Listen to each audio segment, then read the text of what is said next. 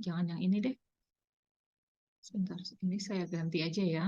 Jadi materi hari ini itu adalah salah satu dasar yang harus kita pelajari pada mata kuliah statistika ini, yaitu mengenai apa yang namanya analisis regresi dan korelasi. Apa itu analisis regresi dan korelasi?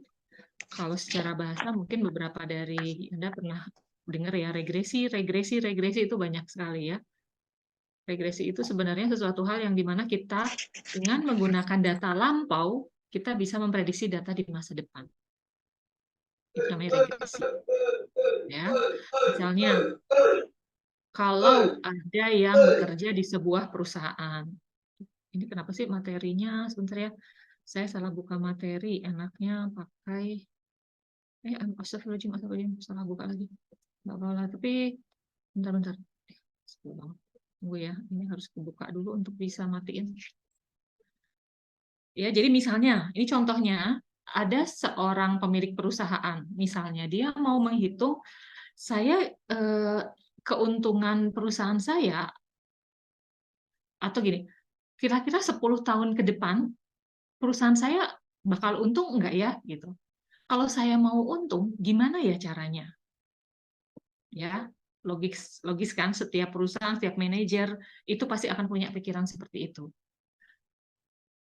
Faktor apa saja yang akan membuat perusahaan saya menjadi maju? Misalnya. Kemudian, dari faktor-faktor yang saya punya untuk memajukan perusahaan saya itu, apa sih yang harus saya tingkatkan supaya keuntungan perusahaan saya semakin tahun semakin naik? Nah, jadi, hal itulah yang membuat kita kemudian bisa menggunakan metode analisis regresi dan korelasi ini untuk memprediksi berapa keuntungan perusahaan tersebut di masa mendatang.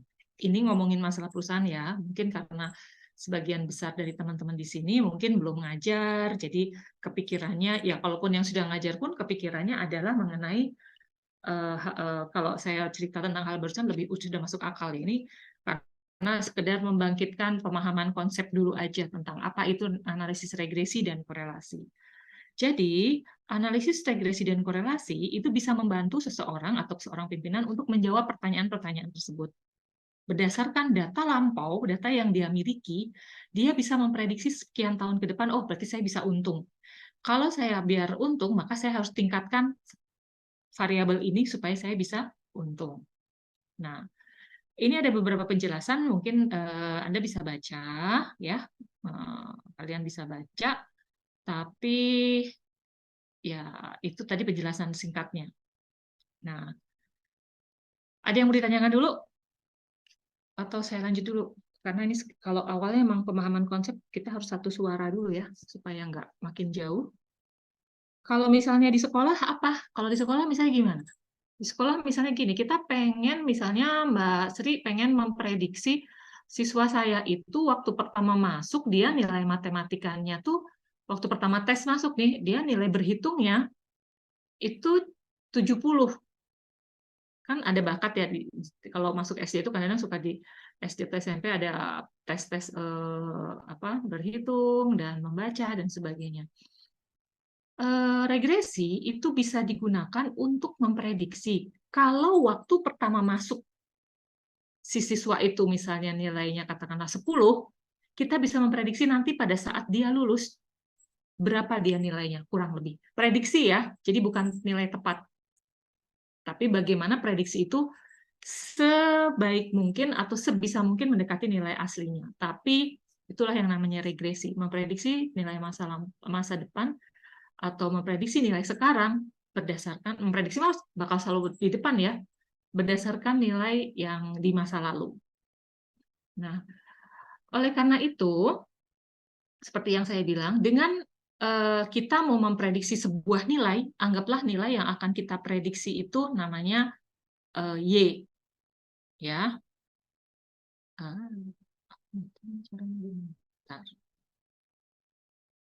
nilai yang akan kita prediksi itu namanya Y. Ya. Kemudian, faktor-faktor yang akan mempengaruhi variabel yang akan kita teliti itu disebutnya variabel X. Jadi X itu akan mempengaruhi nilai Y. Misalnya, kita ambil contoh tadi ya, yang siswa masuk sekolah itu, misalnya yang tadi saya sampaikan adalah siswa X-nya itu, X adalah nilai awal, nilai berhitung. Waktu sih, saat tes masuk sekolah. Ini biasanya disebut dengan pengetahuan awal ya. X, ini adalah X, kemudian Y itu adalah nilai yang akan kita prediksi, misalnya nilai kelulusan pada mata pelajaran matematika.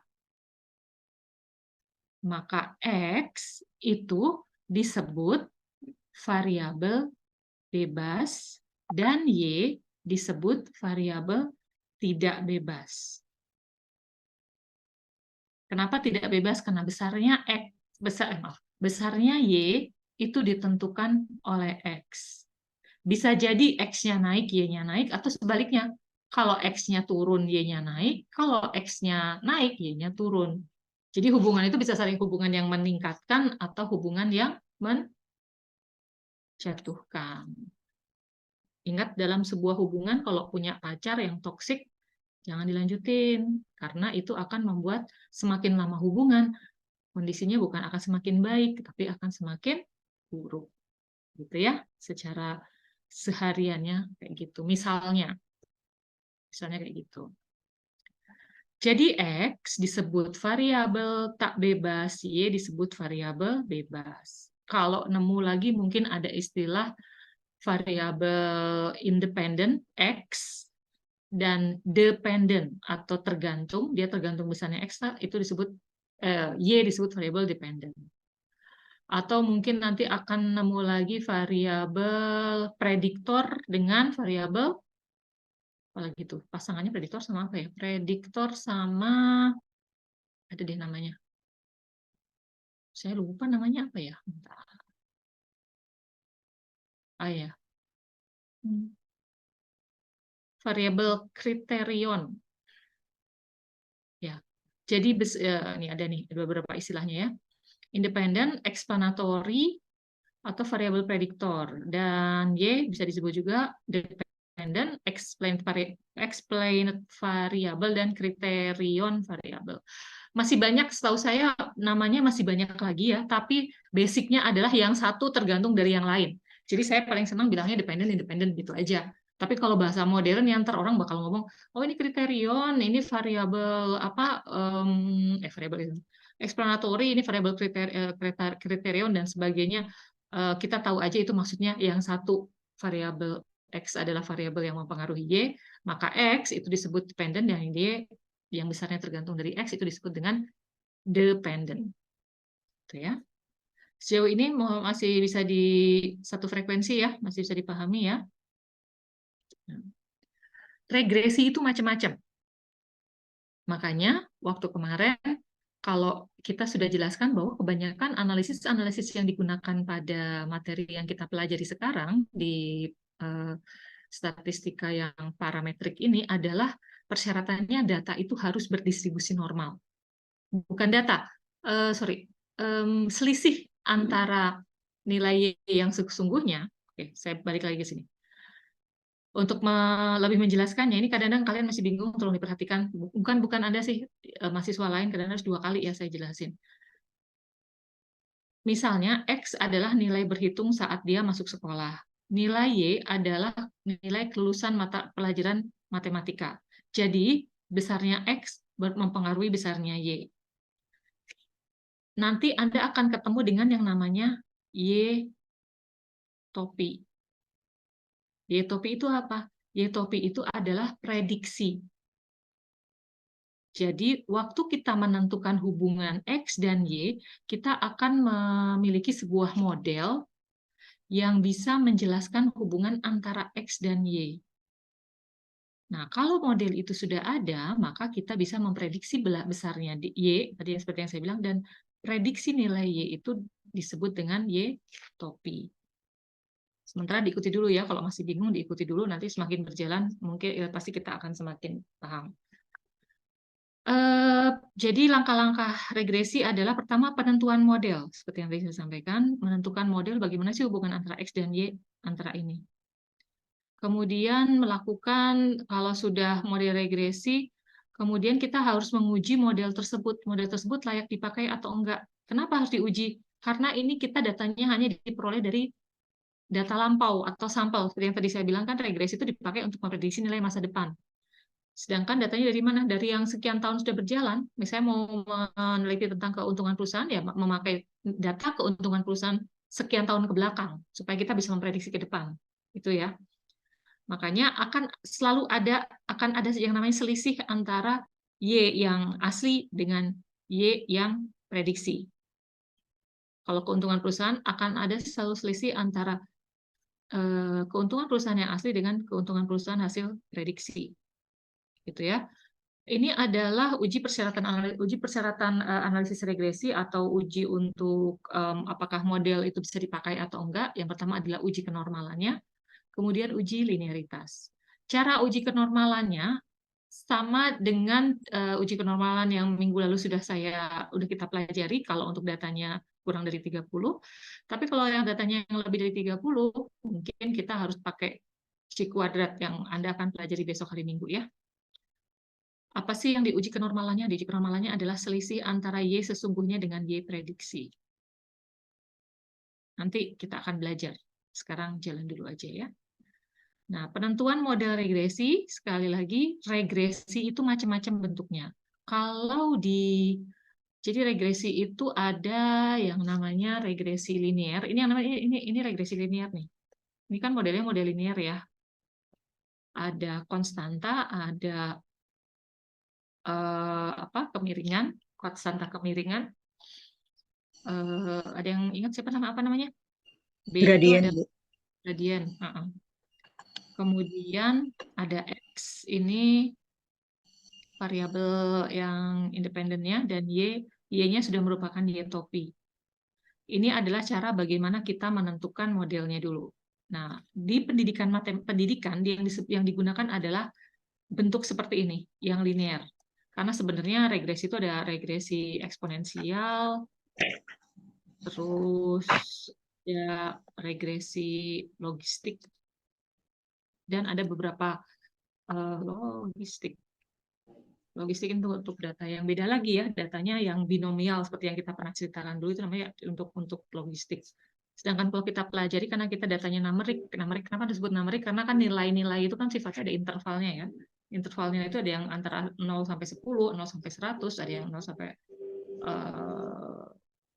ya beda-beda ya. Kalau nilai kan bebas, tapi ada intervalnya. Makanya kita gunakan yang linear. Linear kebetulan juga mudah rumusnya ya, kita sudah pernah mempelajari dalam materi yang lain. Jadi ini dia cara penentuannya. Nah, jadi tujuannya, sekali lagi, tujuan dari regresi adalah mencari prediksi atas nilai Y. Mencari prediksi atas nilai Y berdasarkan data yang sudah ada, dengan dibuat data yang lalu yang dibuat model, kemudian model itu digunakan untuk memprediksi nilai Y. Dan inilah yang disebut prediksi nilai Y itu ini, yaitu Y sesungguhnya gini ya bentuknya, Y topi. Nah, ini kita akan, ini rumusnya, dilihat aja dulu rumusnya kayak gini. Ini saya cariin rumus yang paling sederhana. Kalau lihat di buku, mungkin akan ketemu dengan rumus banyak yang lain. Saya coba kasih yang paling sederhana ini ya. Sebenarnya matematika kan gitu-gitu. Bisa banyak cara, tapi untuk satu jawaban. Nanti ada, ini kebetulan turunannya. Yang saya selalu pakai turunannya karena biar lebih mudah. Jadi model regresinya seperti ini, dan bagaimana penentuan A-nya? Penentuan A-nya rumusnya ini. Penentuan B-nya atau gradiennya adalah ini dia rumusnya. Gitu ya. Baik, kita lanjut. Jadi kesimpulannya kalau lihat ada jumlah X, jumlah Y, jumlah X, jumlah Y, jumlah X dikuadratkan, jumlah X kuadrat dan jumlah X dikuadratkan, berarti kita harus punya tabel bantuan. Seperti biasa kita langsung menggunakan. Nah, ini adalah data yang akan kita gunakan untuk melakukan penentuan model. Mari kita baca dulu. Seorang peneliti ingin mengetahui apakah skor matematika siswa pada saat tes penerimaan masuk SMP dapat mempengaruhi nilai kelulusan. Ya, untuk itu akan dilakukan penelitian dengan analisis kausal dan korelasi. Jadi disebut analisis kausal karena X itu merupakan penyebab dari besar atau kecilnya Y, gitu ya. Jadi sebuah hubungan yang sifatnya ada kausalitas. Untuk membuat model tersebut, dikumpulkanlah data nilai kelulusan dari 12 siswa, dilengkapi dengan skor mereka pada saat penerimaan masuk SMP. Ya, jadi kita mau buat model, pengen tahu nih siswa kelulusannya gimana, bikin modelnya berdasarkan data siswa tersebut. Data masa lalu. Ini ya masa lalunya kan ini waktu tes penerimaan. Oke, nah kita harus bikin tabel bantuan. Siapa tadi yang saya suruh, Mas, yang saya mintain tolong? Ini harus kita pindahin dulu ya, berarti ya ke Excel.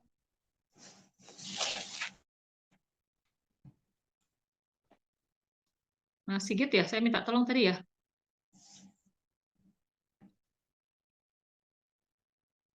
Sigit hilang loh. Sigit, ayo. Mas Rafli, Mas Sigit sih, saya mintain tolong jadi operator.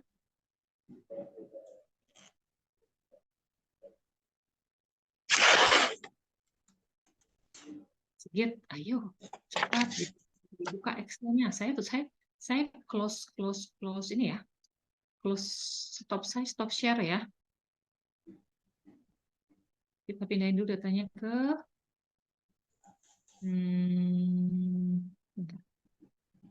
harus dipindahin dulu ke Excel. Atau langsung aja tulis deh. Ditulis aja, orang cuma 12 pasang. Mari kita membuat perhitungan untuk menentukan model.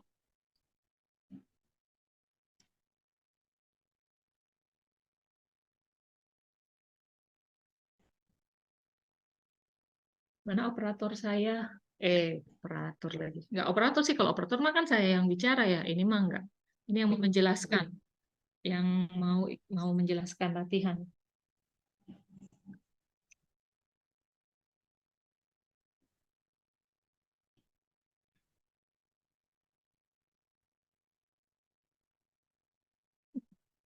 Oh, siapa? Mas Farhan Fahri. Oke, saya cek masuk dulu ya. Nanti saya masukin.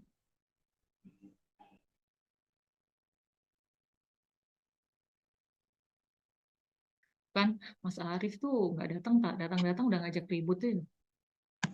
Ngajak kah Bu? Iya, iya, iya. Biar kamu seneng ya.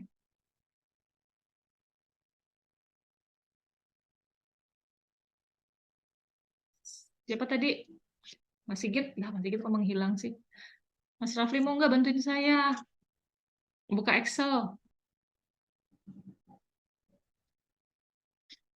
Buka Excel, nanti kita ngitung bareng-bareng. Buka Excel aja dulu, nanti kita yang bacain datanya.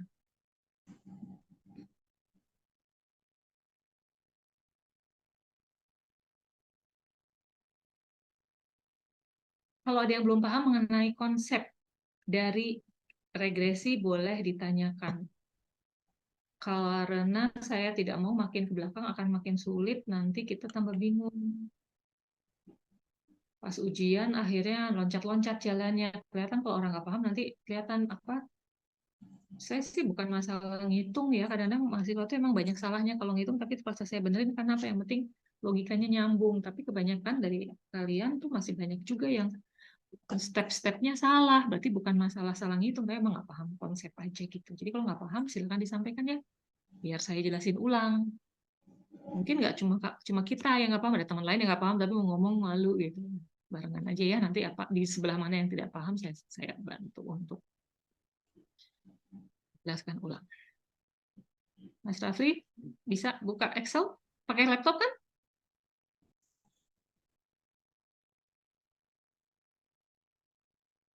Iya, laptop. Hostnya harus dipindah ya? Iya, host nggak?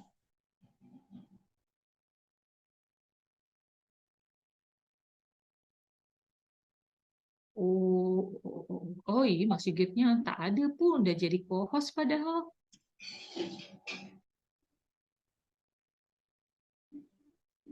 Mas Rafli belum dijadiin co-host. Belum ya, belum jadi co-host. Nggak bisa ya Mas ya? Nggak bisa Sudah, screen? sudah dijadikan Udah. host, Bu. Oh ya, oke. Makasih ya Mbak. PJ-nya hebat, ngingetin udah dari kapan tahu. Kalau kelas satu lagi, udah sekelasnya cuma 14 orang, koordinatornya sering lupa ngingetin. Aduh, saya sedih banget deh. Kalau les ini tuh anaknya banyak. Baik, kita bacain yuk masing-masing. Kolom satu, Mas. Di kolom B aja. X. Jadi kita ceritanya sekarang kita akan membuat model untuk memetakan atau untuk menjabarkan bagaimana hubungan X dan Y, di mana X itu adalah nilai awal dia masuk, sedangkan Y adalah nilai akhir atau nilai saat kelulusan. Kita pengen tahu berapa atau bagaimana sih hubungannya. Nah, melihat hubungan atau melihat model tersebut, maka kita menggunakan data yang sudah ada. Jadi nanti kalau ada siswa yang misalnya masuk dengan nilai sekian, kita bisa prediksi, oh sekian tahun ke depan, 3 tahun ke depan, dia kalau lulus mungkin kurang lebih nilainya akan segini. Jadi hal itu bisa menjadi pertimbangan buat sekolah untuk memutuskan sebaiknya menerima siswa yang pertama masuk tuh pengetahuan berhitungnya berapa. Itu tujuannya gitu ya. Jadi buat mengantisipasi. Oke. Di B silakan diketik Y. Y dulu apa X dulu sih? Enaknya X dulu aja deh ya. X atau variabel independen, kemudian Y variabel dependen. Baik. Pasangan pertama adalah pasangan. Ya, pasangannya pertama adalah nomor itu nomor urut siswa ya. Siswa pertama kemampuan awal atau X dia 75 dan nilai prestasi kelulusannya 80. Iya, iya. Enggak sih, Mas. Nah, situ betul. Enggak. X-nya kita ke bawah aja, main ke bawah. Surut, surut biar ini. 80 Y. Oh, bukan, Mas. Maaf, maaf, maaf. Bukan itu. Di kolom C, itu Y. Nah, oke. 80. Tolong tulis di sampingnya. Di atas jadi Mas, maaf. Di atasnya X itu adalah nilai tes masuk di atasnya. Berarti di B1. Oh ya, bolehlah. Di situ juga boleh. Nilai masuk. Yang lain tolong dibantu dulu untuk nyebutin nilai. Saya lowbat, saya ambil ini dulu deh, ngambil charger. Bentar ya. Data.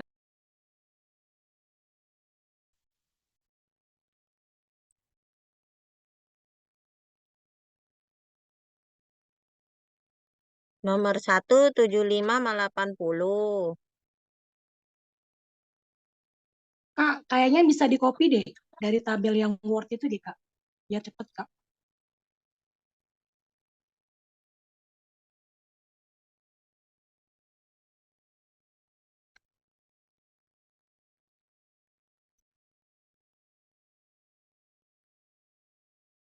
Coba Kak buka yang Word-nya deh, Kak. Nanti di-copy aja langsung, Kak.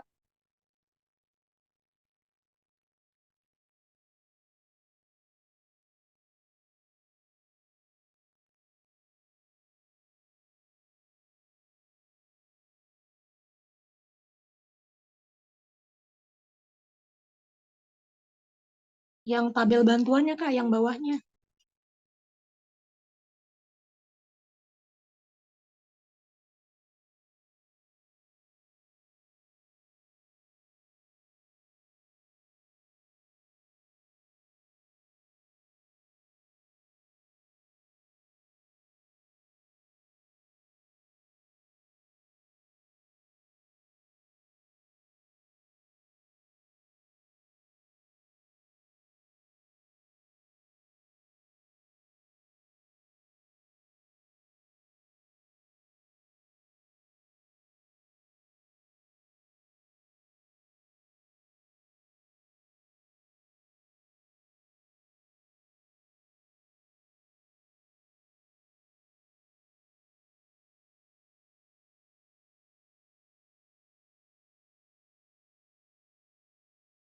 Nilai-nilai apa sih yang dibutuhkan kalau mau cari menentukan B dulu ya? Kalau saya biasanya menentukan B dulu karena rumus untuk kalau B udah ketahuan, nyari A-nya lebih mudah.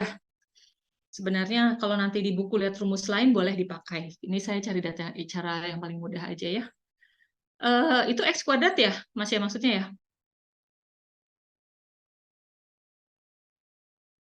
X kuadrat sama Y kuadrat emang perlu gitu rumus Y kuadrat kayaknya oh ya ada rumus Y kuadrat di mana ya dapatnya ya? Y kuadrat itu nanti diperlukan memang kalau pada saat kita mau cari korelasi sih nggak apa dihitung langsung aja. Sebenarnya kalau di rumusnya nggak perlu ya, tapi untuk cari korelasi nanti bakal kehitung juga. Oke, silakan X kuadrat pakai rumus.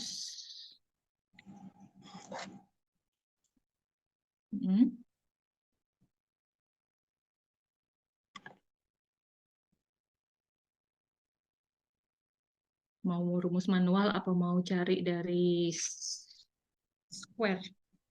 Mas Arief, kalau cari kuadrat tanpa sum square itu apa ya?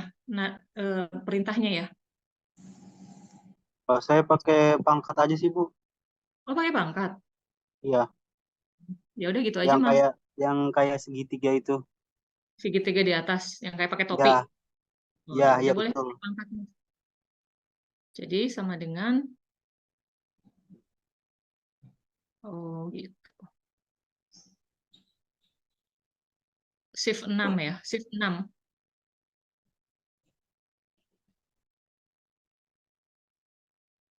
Hmm. 2. Oh gitu ya. Nggak boleh tuh, Mas. Kok nggak mau ya? Oh bisa. Oke, ya sip.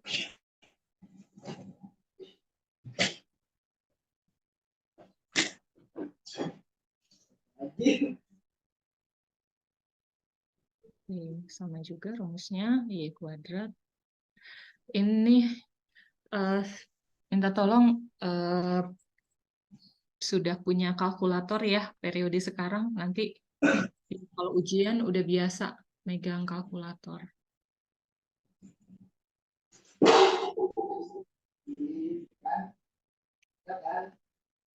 Terus X kali Y.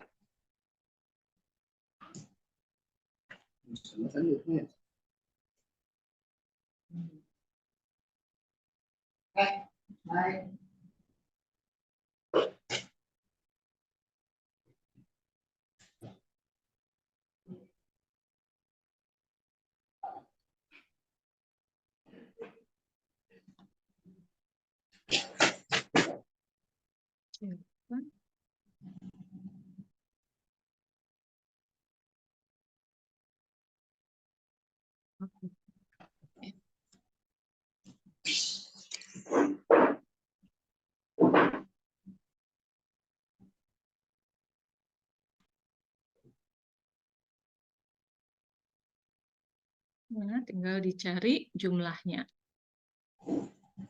Jumlah dari X, jumlah dari Y, jumlah X kuadrat, dan jumlah Y kuadrat.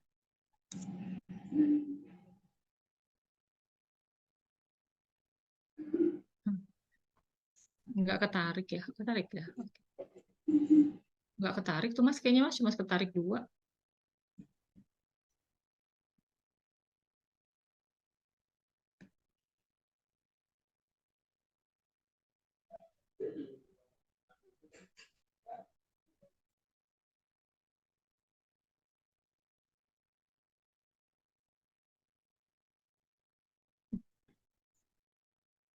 Oke, sip. Data-data yang diperlukan sudah diketahui, terus sekarang kita kembali ke kalau rumus bisa di ini nggak sih? Nggak bisa ya. Oke, jadi rumus yang di atasnya adalah N dikali jumlah X kali Y. N-nya ada 12. Ruas pertama adalah N atau 12. Agak ke kanan dikit juga nggak apa-apa.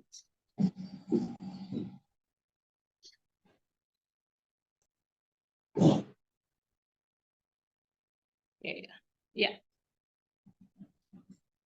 Sama dengan langsung dikali aja.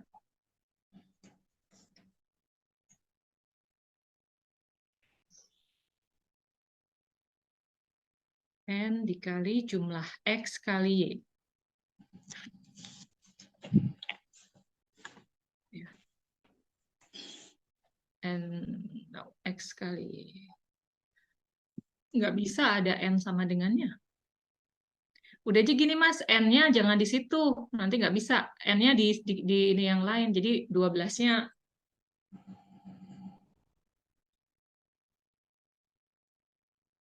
Di situ tulis N doang. Nah, kayak gitu. Sip, betul. N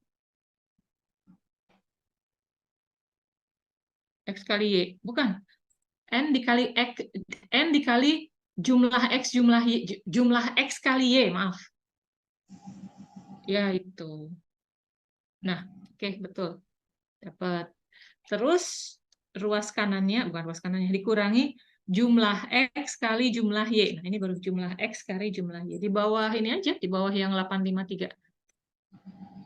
Kumpulin di situ semua ya, hasil perhitungannya. Jumlah X kali jumlah Y. Enggak. Jumlah X kali jumlah Y.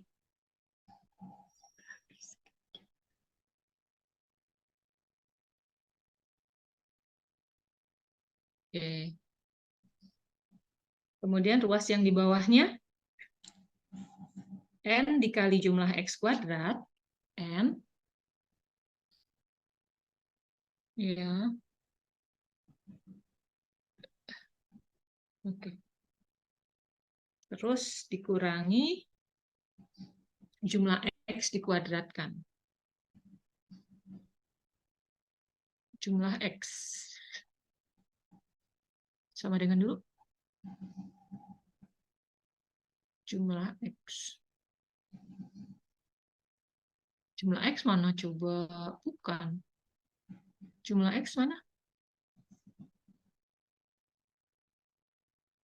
Jumlah X dikuadratkan. Di escape dulu masalah.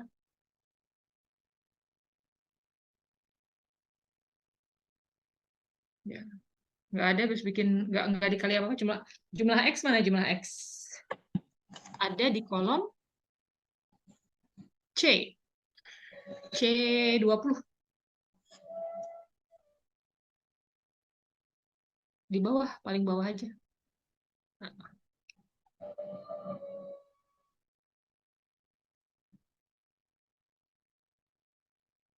Jumlah kalau dalam kurung itu, kalau ada dalam kurung berarti jumlah X dulu, baru dia dikuadratkan.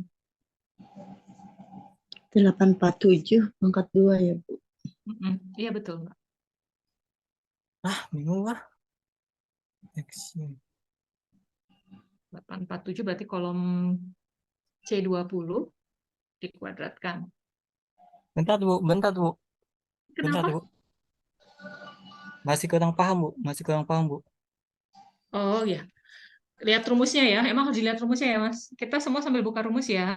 Rumus yang di bawahnya itu kan ada, pertama ada N dikali X kuadrat. Kalau N kali X kuadrat, kita lihat X kuadratnya ya, itu berarti X-nya dikuadratkan dulu masing-masing, baru dijumlahkan. Kalau ruas berikutnya, dikurangi jumlah X dikuadratkan, berarti kita jumlahkan dulu X-nya, baru kita kuadratkan. Gitu, Mas. Dan teman-teman yang lain. Jadi jumlah X-nya ada di C20 kan, itu yang kita kuadratkan.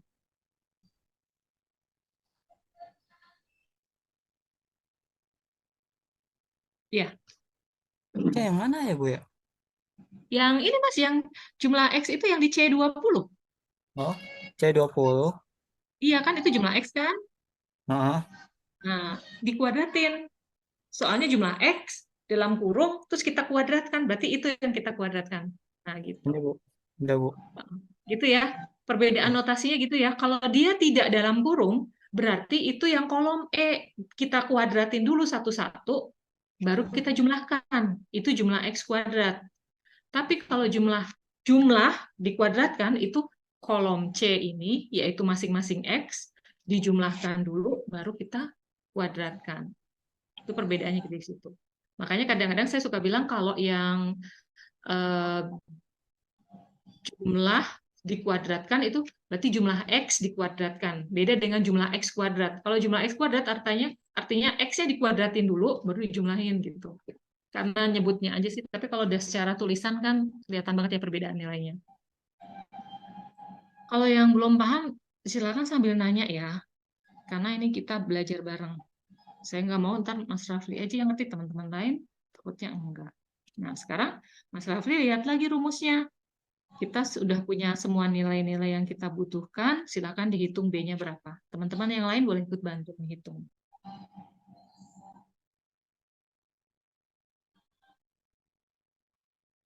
Saya hitung manual kok 0, ya Bu. Boleh kok. B-nya? Oh, boleh. Boleh banget. Kan kayak gradien 0, gitu tuh, Mbak. Mau mau negatif juga. Dia bilangan bulat. Enggak, dia nggak bulat, boleh pecahan kok ya. 0,789. Mas Rafli dilihat lagi rumusnya, berarti yang paling itu ya 8523 itu ya dikurangi bawahnya. Boleh ngitung di situ boleh. Kurang ini dulu ya, oke, sama dengan terus bawahnya itu enggak, skip dulu.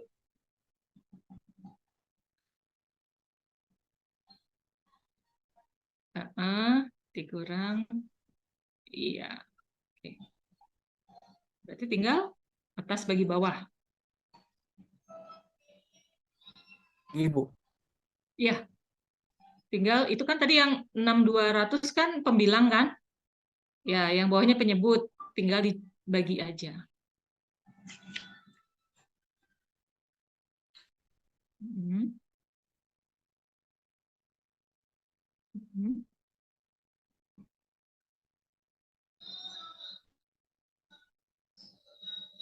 Bagi itu pakai slash aja. Pakai garis miring. Pakai yang di apa? Pakai garis miring. Ya. Sama Mbak Heni. 0,7889. Jadi 0,789 ya, Bu. Ya. Mas Raffi kasih di samping kiri atau samping kanan ini B. Nah, ya, itu B. B kecil. Kenapa B kecil? Karena dia ini ya dari sampel ya, harga dari sampel. Nanti untuk memprediksinya atau untuk mengujinya dia jadi kalau di parameter dia jadi beta.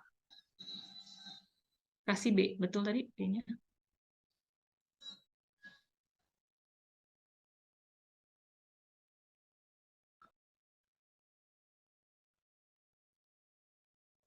Nah, nyari nilai A ya Bu ya sekarang ya. Oke, sekarang kita udah dapat B ya, B atau gradien kita sudah dapat. Kemudian kita cari A.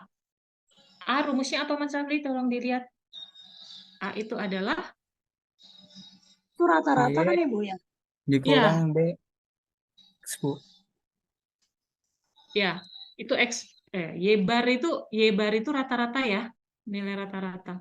A adalah ya oke. Dicari rata-ratanya ya Mas Rafli ya. Berarti kita harus cari rata-rata Y dan rata-rata X.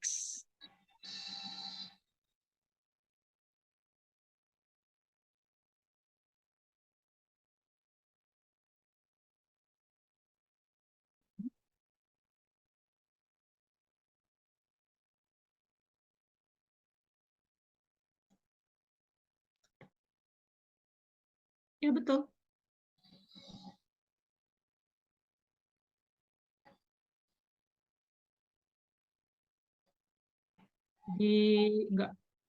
Pakai rumus aja.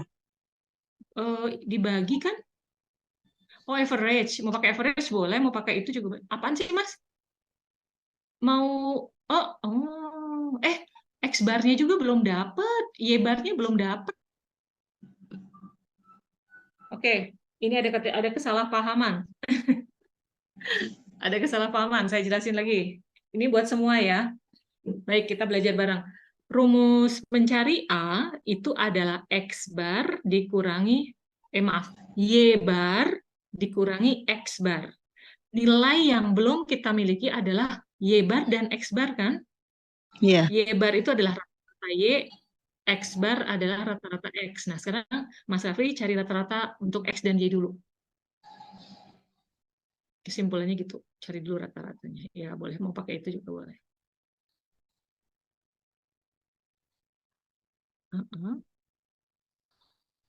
Oh, average dari atas, Mas. Iya, betul.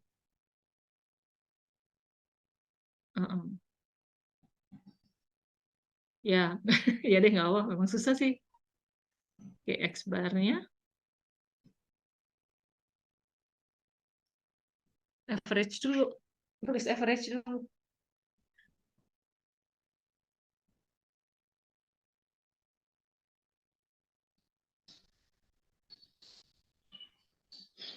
Oke. Betul? Yang udah ngerjain betul segitu ya rata-ratanya ya? Betul, Bu. Oke, Ya, betul, Bu. berarti Mas Raffi bisa langsung cari. Berarti apa lagi yang belum diketahui? Y bar, X bar belum bisa A, Mas. Ada yang harus dikali dulu. X bar dikali B.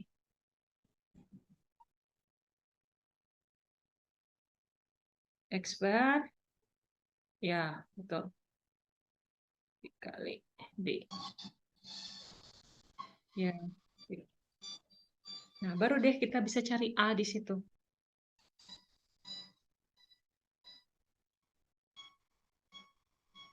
Y bar dikurangi. Iya. Itu dia.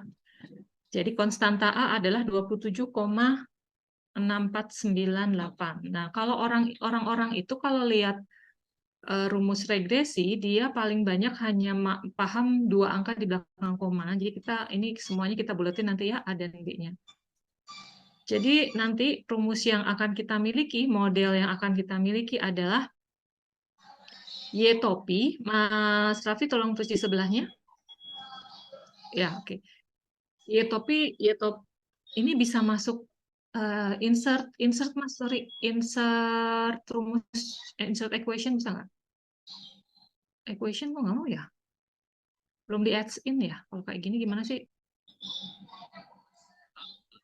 Oh, bisa. Ya.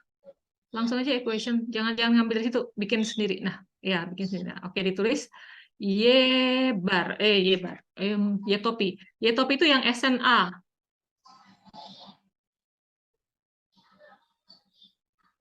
Oh ya, bentar saya ini nih Mas. Bentar ya, saya tanggung. Itu pertanyaan 1. Ini Mas, bukan di situ. Asen A. Ini biar pada nanti kalau skripsi pada jago ngetik. Lepasin yang itu. Enggak Greek letters, bukan. Ke kanan ada A.2 di atas. A.2. Nah, itu dia. Ambil yang atasnya topi. Mana yang atasnya topi mana? Bawah lagi 2 di bawah dia. Itu topi emang? Tak kelihatan. Topi Bu ini kecil. Oh iya, betul-betul. Topi. Oke, lanjut. Gedein nggak bisa, dia nggak mau. Oke, tulis Y. Y topi. Y topi atau Y prediksi ya, sama dengan ya. A-nya berapa? Tolong ditulis. A-nya 27,65 ya. Kita 2 angka di belakang koma aja. Lebih juga nggak apa-apa ya, ini kita sederhanain aja. Terus karena gradiennya atau B-nya positif, berarti plus ditambah. Jadi apakah ini plus atau minus itu tergantung B-nya. Ini kebetulan B-nya positif kan, jadi ditambah. Tambah 0,79 ya, betul. 79 ya. 79 ya, X. X besar. Ya, sip. Nah, itu. Atasnya ditulis model regresi yang diperoleh.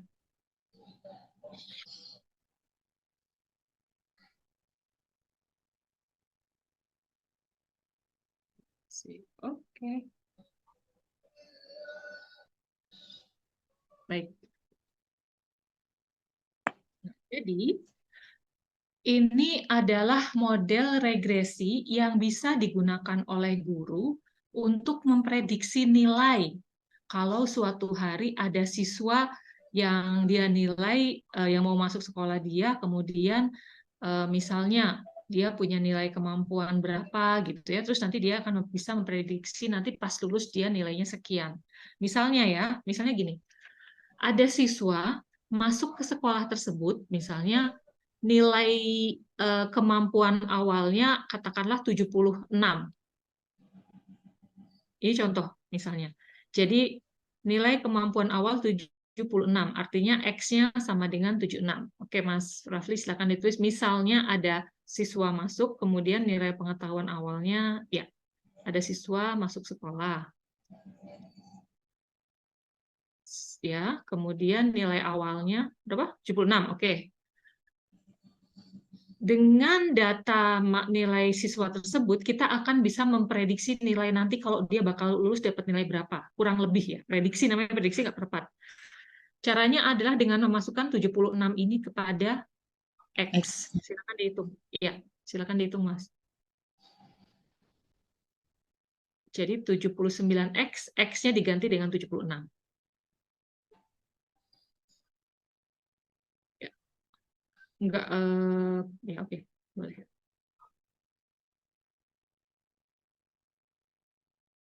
Iya. Iya.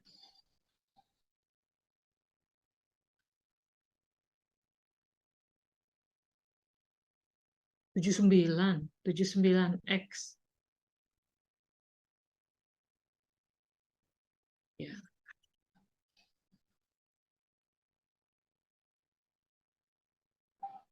Kalau mencari nilai yang 76 gimana, Bu? Itu Mis X-nya diganti. Berarti X-nya diganti 76 kan, Bu? Iya. X-nya loh, itu kan B. Oh. Kalau B udah nggak boleh diganti, dia udah model. Modelnya nggak boleh diganti. Jadi Itu, yang Bu. disebut variabel itu XY-nya itu. Variabel itu artinya berubah-ubah, jadi X-nya yang diganti. Ya, oke. Silakan dihitung berapa? 87,69. Ya, boleh. Tapi gitu hitungnya harus manual, Mas Rafli. Itu nggak mau dia di situ. Mas Rafli harus hitung dulu 0,79 kali 76 itu dimanualin. 60,04. Oke. 60,04. 276 ditambah. Kayaknya harus keluar dulu dari ini deh, dari equation. Di luar equation kayaknya, Mas. Itu dihapus dulu bawahnya. Ya, nggak mau dia ngitung di situ. Nah, udah cari kotak sendiri aja.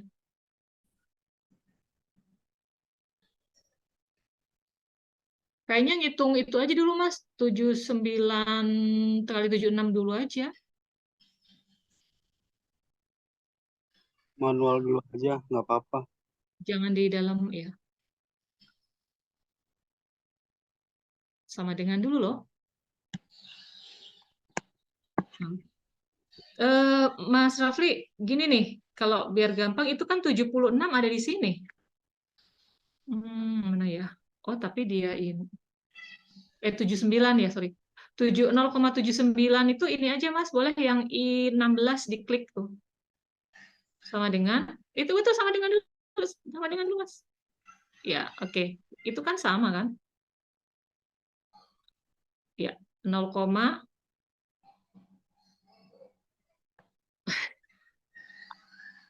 Zian bingung. Enggak 79. Mas Rafli, gini nih caranya. Hapus dulu 0,76. 0,76 dari mana lagi? Nah, oke lah. Boleh lah. Ya, dikali. Nggak apa deh. Dikali 76. Ya. Oke. Ya. Baru deh langsung tinggal ditambahkan Y-nya. Ya, boleh di situ. Y topi adalah, jangan pakai topi dulu deh. Ngitung ininya aja dulu. Y topi dihitung manual dulu aja. Nah, ya. Oke. Sama dengan 2765 ditambah. Oke. Enter. Nah, betul? Siapa yang sudah berhitung? Sudah betul, Mbak Sri? 87,69 tuh. 69. Ya. Jadi, kalau ada siswa yang masuk dia nilainya 76, maka kita bisa prediksi nanti kalau lulus dia nilainya bakal 87,69. Jadi perhatikan sekarang kita sudah punya 2 Y ya. Y yang pertama adalah Y dari data asli yang tidak ada topinya, dan sekarang ada Y prediksi. Y prediksi adalah Y dari hasil X, tapi tidak merupakan Y yang asli. Jadi dia hasil prediksi karena sudah kita masukkan ke dalam model. Ya, jadi topi itu artinya prediksi. Ada yang mau ditanyakan sampai sini? Paling nggak kita sudah dapat modelnya. Tadi ada yang nanya. Mohon maaf sebentar. Siapa ya tadi yang nanya? Mas Wildan Arif Rohman, 5625 yang di X kuadrat. 5625 yang di X kuadrat. Udah Bu tadi Bu. Oke, sip ya. Kalau yang N itu dapat dari mana Bu? Apa? N? Ah, N itu jumlah orang yang kita jadikan penelitian untuk bikin jumlah sampel. Jumlah sampel yang kita pakai untuk bikin model ini kan ada 12 orang kan? Nomor itu maksudnya nomor responden pertama. Responden pertamanya itu nilai 75. pertama dia masuk 75. ya 75. Kemudian sesudah lulus dia nilainya 80. Siswa kedua waktu pertama masuk nilainya 80. Pas keluar nilainya 85. Dan seterusnya sampai 12 orang kita kumpulin datanya. Gitu. kalau dijumlahin tuh. Iya, dijumlahkan ke bawah gitu. Itu dirata-ratakan. Hmm? Setelah itu dirata-ratakan.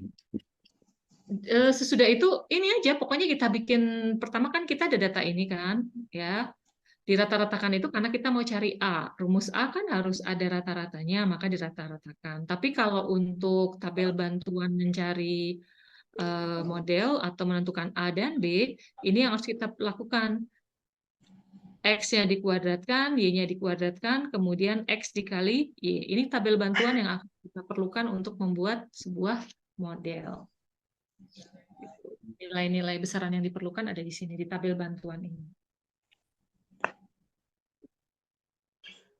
Ada lagi yang mau ditanyakan? Izin nanya Bu. Izin nanya Bu. Ya, silakan Mas. Yang ini kan 87,69 itu kan prediksi ya Bu ya. Yang namanya prediksi itu kan bisa meleset. Nah, kalau misalkan dari siswanya itu enggak bahkan kurang dari 87 itu berarti gimana Bu?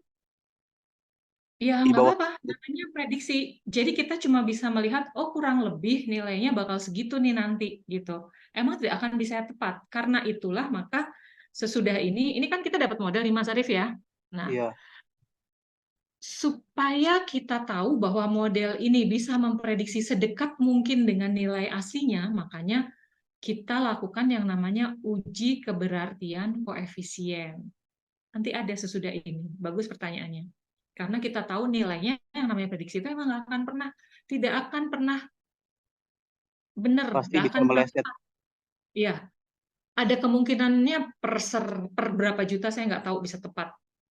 Oleh karena itu di dalam statistika ada yang disebut dengan alfa. Alfa itu adalah tingkat berapa derajat kemungkinan kita membuat salah. Nah, kalau di pendidikan kita biasanya pakai derajat kesalahan itu atau alfanya itu kita pakainya 5% atau 0,05.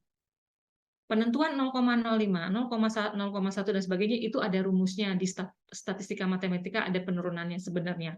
Tapi kalau dijelaskan di sini bukan nggak akan keburu waktunya karena itu panjang banget. Jadi sementara orang non matematika itu hanya tahu alfa itu 0,05, 0,01 tanpa tahu itu apa sih? Kenapa sih harus ada 0,05? Itu Mas Arief. Kenapa dia Ya. harus ada? Karena pertanyaan Mas Rif itu tadi, kan nggak akan mungkin bisa exactly sama. Ya iyalah, orang dia cuma prediksi. Nah, itu kadang-kadang orang matematika yang tahu omongan kayak gitu. Kalau orang lain hanya tahu, oh ya modelnya gini, oh ya modelnya segini, alat B-nya segini, tapi dia nggak tahu kenapa harus ada pengujian, itu dia nggak tahu. Ini yang Istilahnya ya, asal tahu aja ya, Bu. asal tahu aja. Makanya orang matematika harus tahu manualnya kayak gini. Soalnya kalau kita hitung sekarang kan nggak zaman manual kan, sekarang zamannya semua pakai. Coba, ini saya cerita aja ya, Mas Rafli ya yang pegang ya. Coba kita lihat insert lagi, Mas. Data apa insert ya? Data, Mas. Data, sorry. Data. Sebelah kanan. Ini Sebelahnya formula itu. Ya, sebelahnya formula. Bentar Bu, nggak kelihatan Bu. Emang Ini iya? ketutupan. Page Oh, karena layout, ketutupan formula. itu ya, ketutupan share Iya, screen ya. Tarik aja ke bawah. data. Ya. Kemudian, kok nggak ada analisis ya?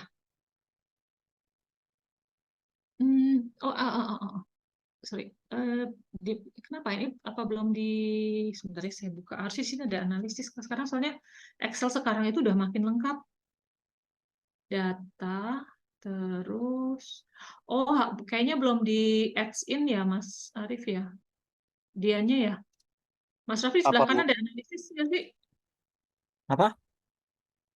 Ke sebelah kanan ada analisis nggak? Coba. Ada panah lagi. Nah, itu ada ke atas ada apa itu? Nggak ada ya. Mungkin harus di-upgrade dikit deh. Ini kayaknya Excel-nya. Apa saya nggak tahu. Di mana Mas Arif tempatnya ada analisis? Bukan what if analisis ini deh kayaknya. Analisis apa, Bu? Nggak tahu. Ada. Emang di situ di Excel itu Di ada sebelahnya view. Jadi sebelahnya. di mananya, Bu? Kalau di saya di data, Mas. Keluarnya di saya di data. Oh, di Kita data. pencet data, di kanannya ada ini, ada analisis. Itu kayaknya bukan deh. Coba klik, Mas. The average value of, sorry. Bukan. Jadi perhitungan regresi gini, itu sekarang sudah bahkan hanya dengan Excel, kita sudah bisa menentukan rumus dan persamaannya.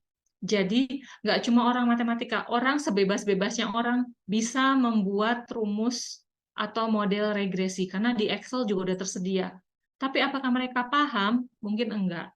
Karena dia cuma tahunya bikin model, semuanya tersedia di sini.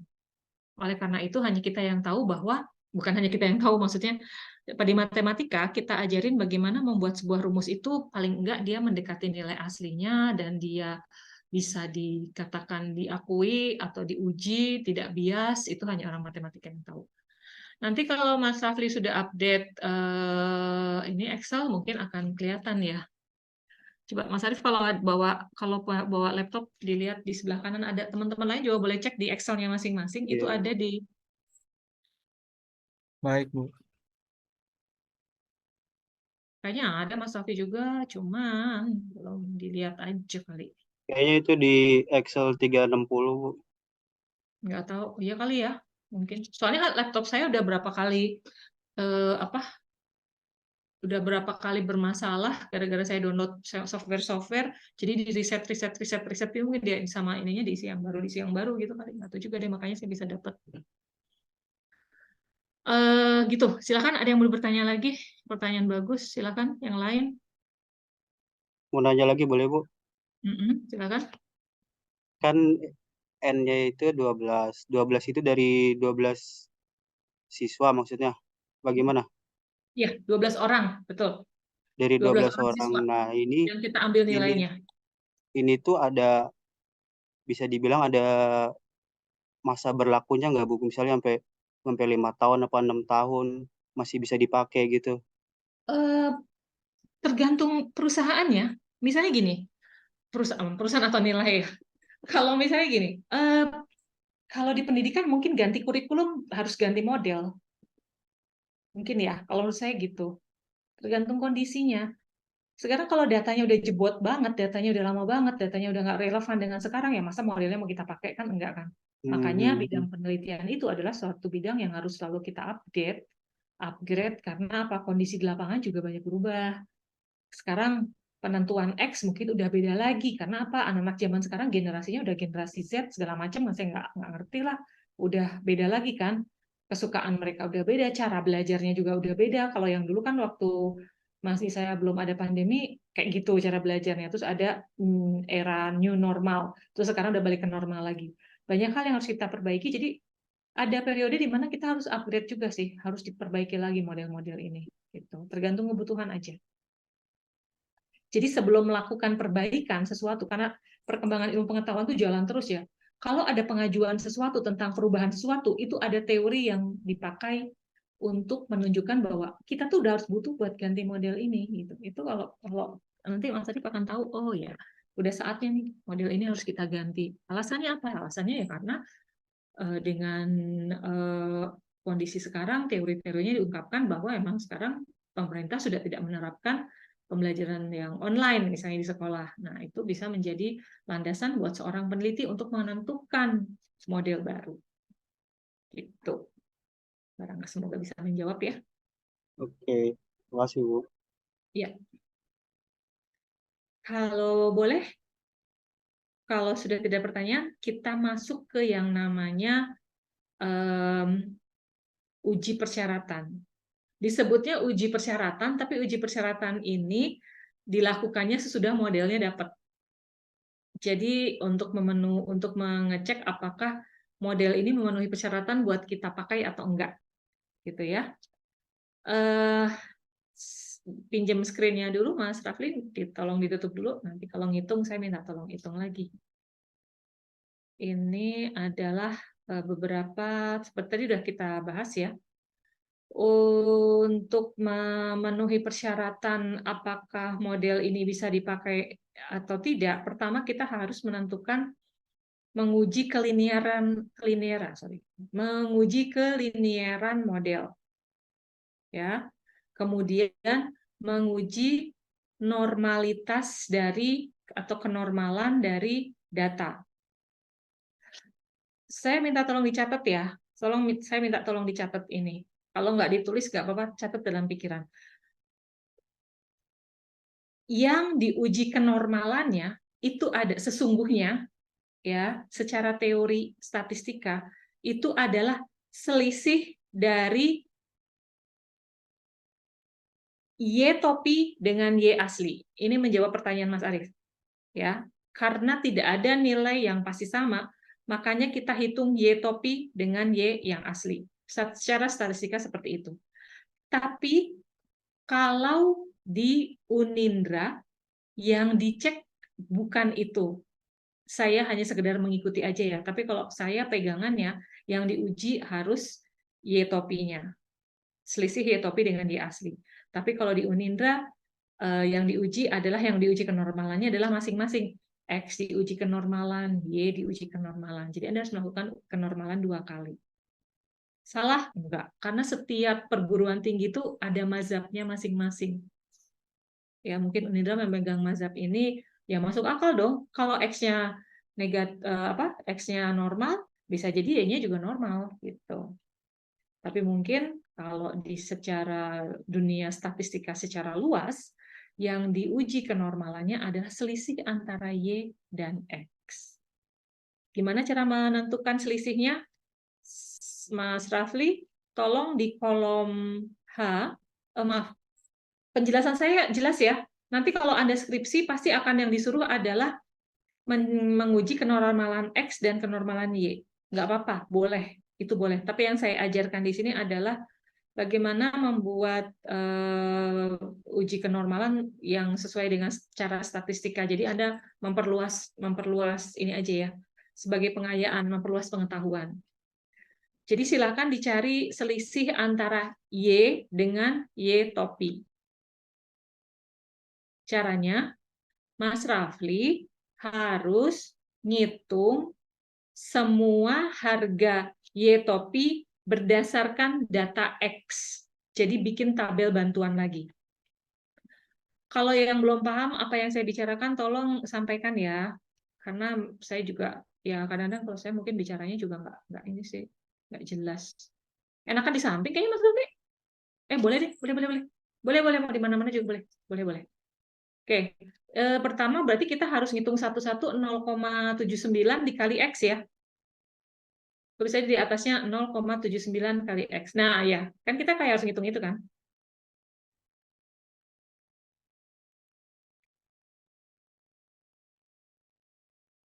0, tulis aja itu kayak buat nandain 0,79 X gitu di atas itu.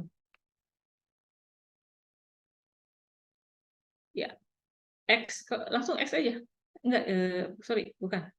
Nah, ya, itu buat nandain soalnya. X. X besar aja, Mas.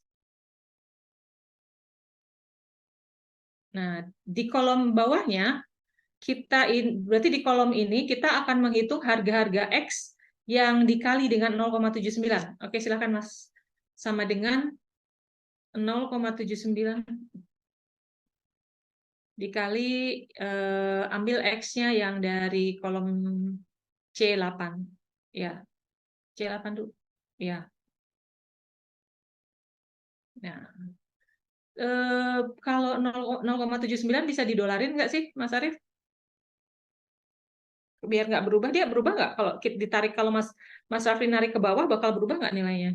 Coba Mas Arief tarik dulu, bisa nggak? Coba lihat berubah. Oh, enggak, benar. Berarti bisa ditarik, Mas. Tarik sampai bawah. Sampai berapa?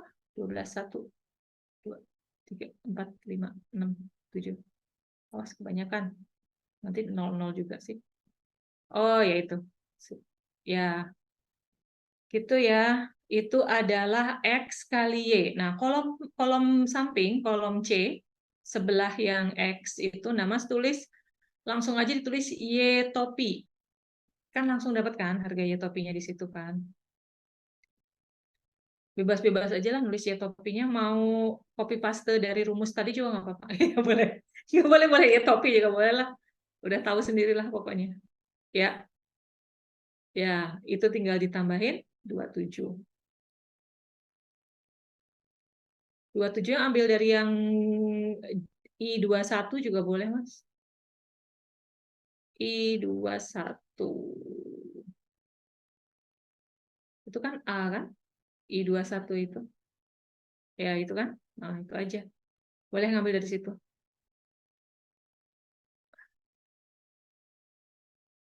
Oh, nggak usah ditulis, Mas. Langsung aja di kolom di bawah Y topi itu. Di bawah Y topi itu sama dengan I21 ditambah ya sebelahnya. Udah, oke. Nah, itu tinggal tarik ke bawah, tapi kayaknya I21-nya dikunci dulu, nggak bisa ditarik dia. Dia nggak mau narik, nggak mau ditarik. Harus dikunci dulu, Mas. Kalau nggak dikunci, nanti dia beda hasilnya. Sama nggak I21 ya? Ya, dikunci dulu. Dikasih Ininya dolar. gimana, Bu? Dikasih dolar, Mas. Kasih dolar. Ditaruh di depan I21. Nah, sama Mas Raffi kasih dolar. Terus di sebelah I, biar 21-nya nggak bergerak, 21-nya juga dikasih dolar. Bukan di angka di depan 21, bukan di belakang 21. Dia berlakunya di depan 21-nya. Ya, di situ. Mana? Klik sekali lagi ke belakang. Sesudah I, di depan dia tuh bukan, di depan 21. Biar 21-nya nggak gerak, di depan 21 itu yang nah, kebanyakan. Mundur satu lagi. Nah, oke. Nah, itu akan kekunci, I-nya kekunci, 21-nya kekunci. Oke, enter, tinggal ditarik ke bawah.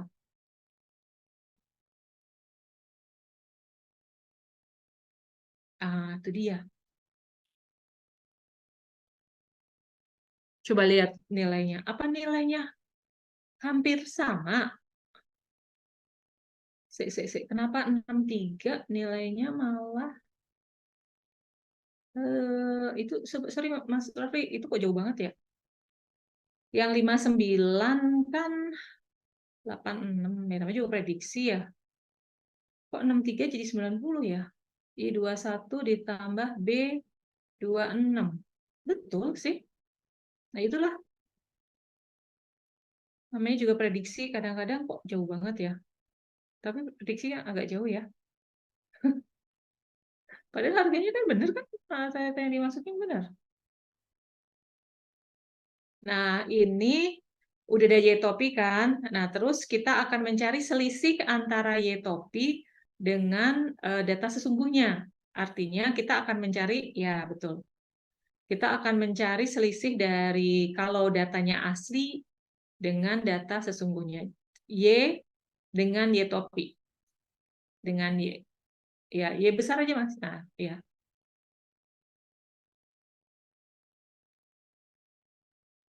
Ya, cari selisihnya aja. Berarti tinggal dikurangin antara data untuk responden pertama, responden pertama Y aslinya kan dia 80 kan? 80 Y asli. Nah, terus kalau diprediksi dia berapa nilainya? 86, berarti dikurang. Kalau ini nggak dikunci nggak apa-apa, Mas. Boleh dikunci biar D-nya nggak bergerak. Berarti 8-nya jangan dikunci, Mas. Kalau 8-nya dikunci, nanti nggak bisa ke bawah, nggak bisa beda nilainya. D-nya boleh dikunci, karena kita kan nggak mau keluar dari kolom D, kan? Ya, itu aja yang dilepas. Oke, sip. Nah, itu baru bisa ditarik ke bawah.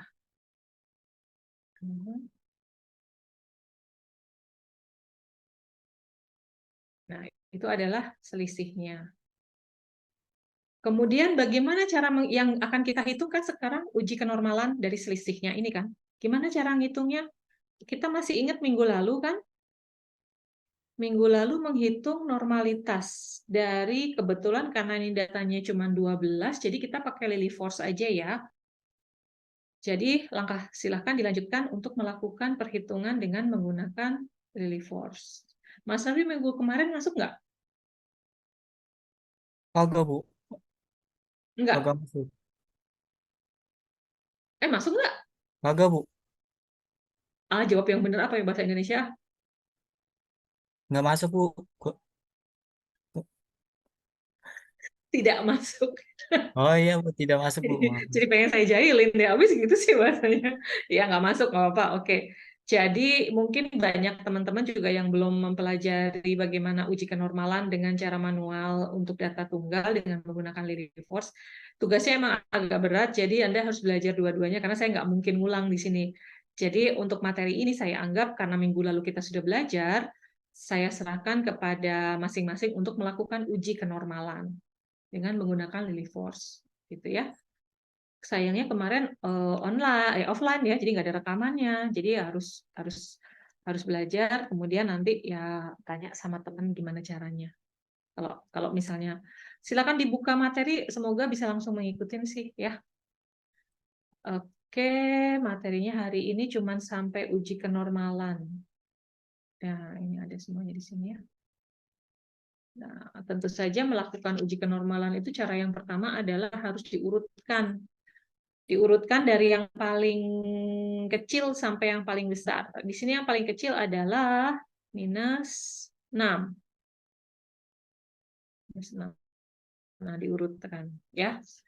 Gitu aja untuk pertemuan hari ini. Minggu depan akan kita lanjutkan untuk uji persyaratan, tapi untuk linearitas. Hari Minggu besok, Mbak Siti, tolong saya diingetin ya untuk membuka kelas sekitar jam berapa? Minggu kok besok sih? Minggu mau jam berapa aja terserah deh. Kita responnya bagaimanapun terserah, tapi yang penting ada masuk ya kita hari Minggu. Dan hari Minggu mungkin materinya adalah uji kenormalan juga, tapi untuk data yang lebih dari 30, atau datanya harus kita sederhanakan dalam tabel distribusi frekuensi. Jadi hari Minggu silakan belajar dua, belajar ini sama belajar yang itu. Atau ini sebaiknya dikerjakan sekarang aja, ini mudah kok kemarin. Buat yang masuk, mudah sekali ya Lily Force-nya. Ada yang mau ditanyakan dulu, silakan. Mbak Najia, minggu lalu masuk ya? Masih ingat ya?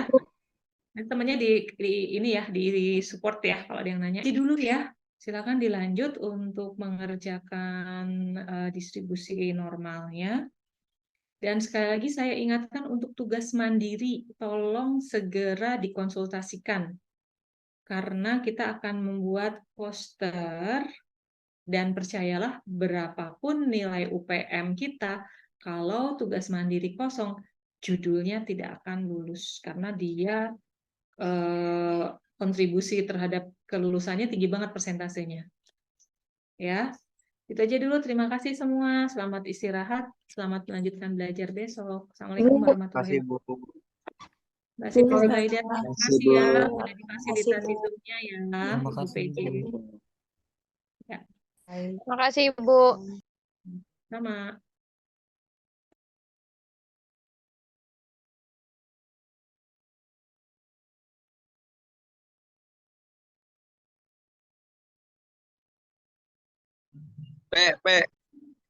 Kelompok 1 dong. Tolong reply grup.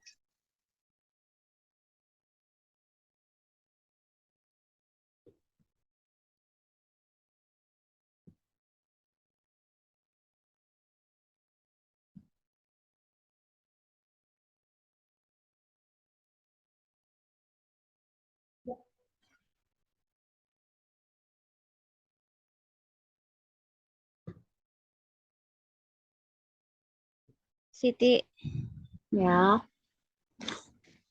yang tugas mandiri yang itu kan yang